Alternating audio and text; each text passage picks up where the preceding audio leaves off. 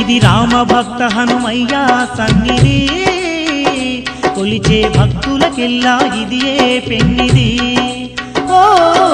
రామ భక్త హనుమయ్య సన్నిధి కొలిచే భక్తులకెల్లా ఇదియే పెన్నిది పవిత్రమైన క్షేత్రం ఆ పవన కుమారుని నిలయం పవిత్రమైన క్షేత్రం ఆ పవన కుమారుని నిలయం అవనిలో పుణ్యధామం శ్రీ ఆంజనేయుని ఆలయం